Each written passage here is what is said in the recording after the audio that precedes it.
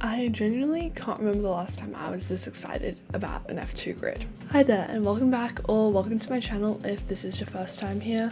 My name is Amy and I have a somewhat unhealthy obsession with Formula 1 and motorsport in general. Today we are talking about the 2024 Formula 2 season, more specifically the drivers, and why I'm specifically excited about this season and why you should definitely watch if you're not doing so already. So 2024 brings a new gen of Formula 2 cars, which is pretty exciting in itself. However, if you actually go through and look through the regulations, you'll soon realize it's very similar to last year's cars, they're just slightly longer, which is supposedly to improve racing like every other regulation change ever. But what I do think is going to actually improve the racing is this year's lineup, because it is absolutely stacked. I'm talking like George Russell, Lando Norris, Alex Albon levels stacked, and a whole lot of new faces, which is always exciting. There are a few that are missing, and I don't know what they are, and I want them back. However, we're not here to talk about them. We're not here to talk about how Jack Doohan is no longer an F2 and how upset that makes Amy, or the fact that Victor Martins just hasn't been announced for a seat yet, which presumably he's going to get the other ART seat. I'm guessing it's still empty, and who else would take it, right? Speaking of ART, they were last year's Constructors, Drivers' Championship, and Rookie winners. A full clean sweep from that team, and they have an extremely exciting new driver joining them in Zach O'Sullivan. Zach O'Sullivan is actually a Williams Academy driver, which is pretty cool. I think Williams is one of the teams that actually has an amazing junior driver program in terms of the talent on it. Compared to quite a few other ones that they're stacked, but the two that Williams have in F2 this year are really good. So Zach O'Sullivan actually came second in F3 last season. He won GB3 in 2011 and came 11th in F3 in 2022. And ART are historically a pretty good team as well, so I expect pretty big things from Zach O'Sullivan. He's one of the drivers that I'm like, Logan Sargent, watch your back, because Williams has a good driver coming up. Moving on to a team which I think has the best lineup on the entire grid. On the entire F2 grid is Prema. Obviously already one of the top teams in F2. We know it is in fact the Spec Series, but the team still makes a major difference. And Prema tends to be up there, either winning or just one of the best teams. They won with Oscar Piastri a few years back. They won with Charles Leclerc when he was in F2. So, they're pretty decent. And their two drivers. Oh my gosh. Incredible. Okay, first off, we have Ollie Bearman. Obviously, a Ferrari Academy driver going into his second year in F2. Last year, if you look at it, he only finished 6th after winning, look at my notes, 4 races. The first time he sort of really stood out to me was that Baku weekend, which was a clean sweep. He got pole. He won the sprint race. He won the feature race. That nobody else did that last year.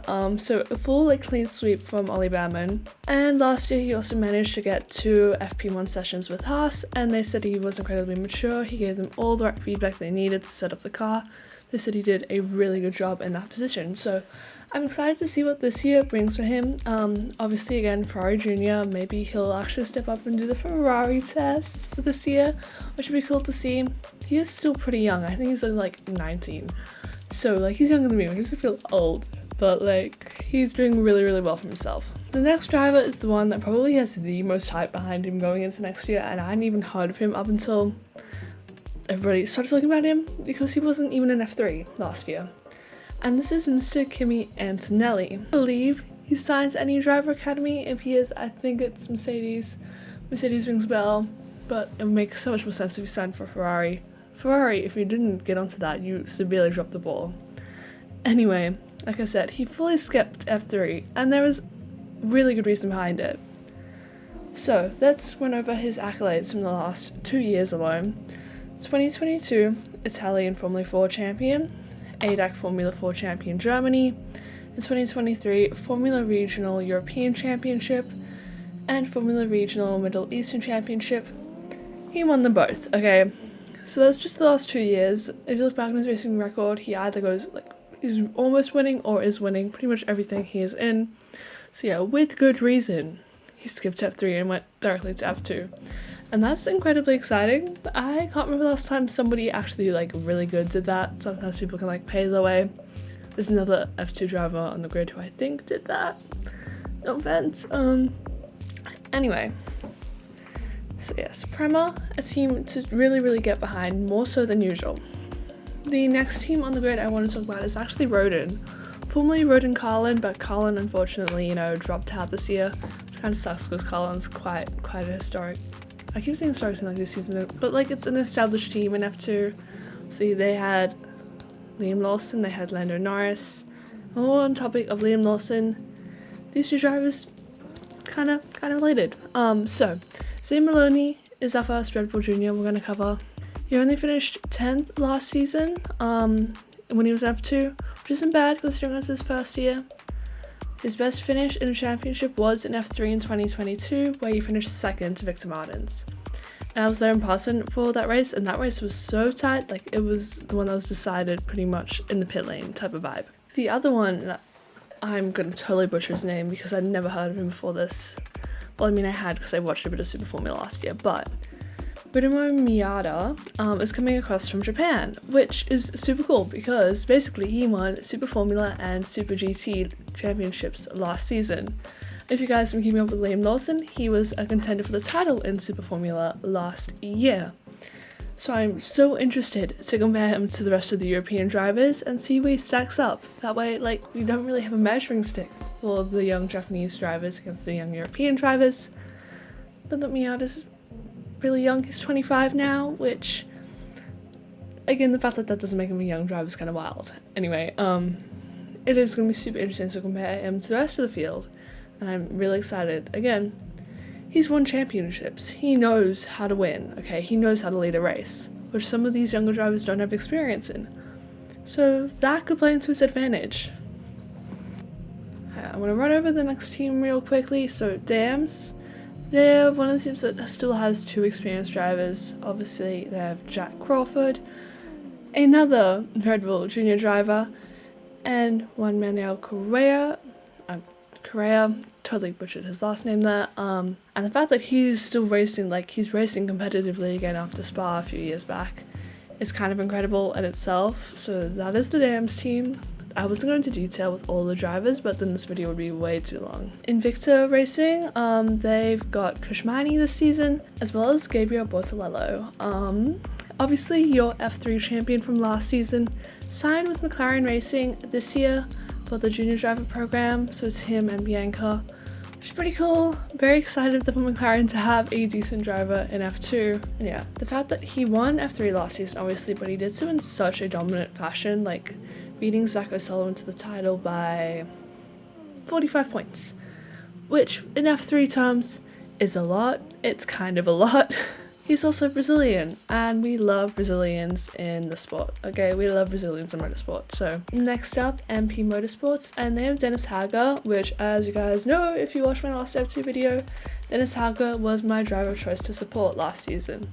He was a Red Bull Junior. I think they might have dropped him, which is kind of a good thing because they have so many junior drivers. It's insane. He came third in the championship in 2021 for F3. He's had quite a slow start to his F2 career, but he did come second at the Macau GP last year, which is really good. He could do, a little Felipe Drugovich and just win the title in his third season, who knows. Alongside him you have Franco Colapinto, who is the other Williams junior driver. Now, he came fourth in the F3 season last year, and he was the Spanish F4 champion in 2019, so he has a decent record behind him. And again, Williams, I think they've really improved their driver program over the last few years. So I'm excited to see how he does as well. VAR, they've only announced one driver, and that would be Enzo Fittipaldi. Obviously, Fittipaldi, iconic name in motor racing.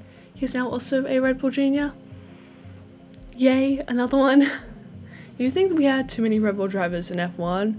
Wait till you watch all the junior categories, they're everywhere. High-Tech has Amri Cordial, who honestly, it doesn't really excite me. It's like his fourth season in the sport, and I don't really expect anything from him. But they also have Paul Aaron, who is a Mercedes junior driver since 2019.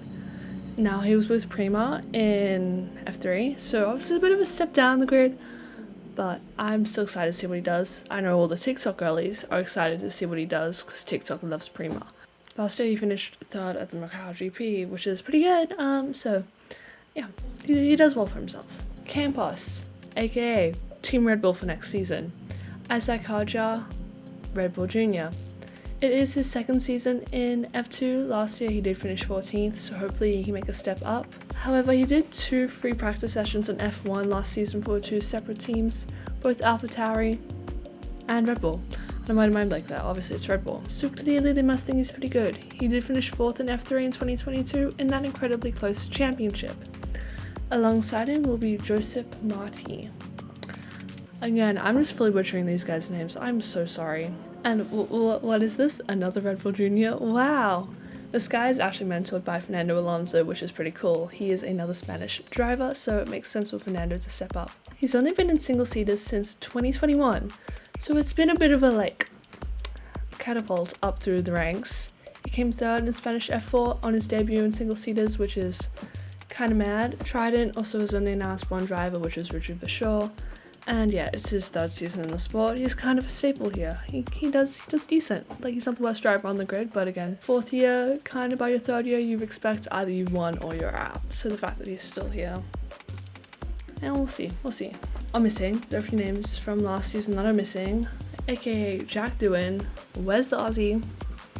Very rude. He's actually going to be doing a lot of basically what Oscar Piastri was doing for Alpine a few years back, just being their test and reserve driver, going to tracks, getting experience that way. Hopefully he also competes in another championship alongside, so otherwise that would be sad. See, Victor Martins is missing, Teo Pourchaire, Da He-won, no Frederick Vesti, no Imo Iwasa. These were all the guys who were at the top last season. I'm sure Victor Martins and Imo Iwasa are yet to be announced, but still, they're missing. And I'm sure they'll be there, and if they're not, I'm going to be very upset. So yeah, anyway, those are all the new drivers and some of the older drivers in F2. And why I think it's going to be a really exciting season is because it seems stacked. They all have so much merit to their name, and they're all very exciting, and I think that's what F2 should be. It should be all these young, really exciting, talented drivers coming through. It shouldn't really just ones who pay for the seats.